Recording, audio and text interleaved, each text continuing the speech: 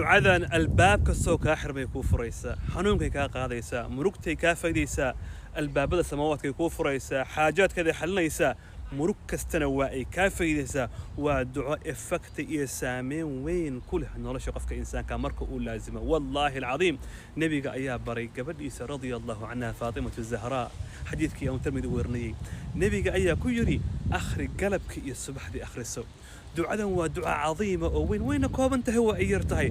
adiguna baro awlaadadana bar kuna celceli inta uu ilaahay xawaa'ijtaada uu ka xalinayo. ducadan waxay leedahay sidan: yaa xayu yaa qayuum يا حي يا قيوم برحمتك أستغيث اصلح لي شأني كله ولا تكلني إلى نفسي طرفة عين. يا حي يا قيوم إلهي حي إلهي النور إني منينو يا رب القيوم بأمور عباده الدومديس إنه حالات كلها قاجي وتاغنو برحمتك رحمة داضيان أستغيث كلمة البنية إلهي ورحمتك وسعت كل شيء.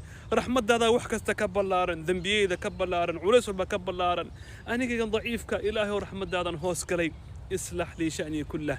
إلهي وفيلش يضرب بهجاجي إلهي أموره يضرب بهجاجي إلهي ونمبره يضرب بصح إلهي أنيقا وحب اسكم قبن كرا أدري يانكو هوس كلي.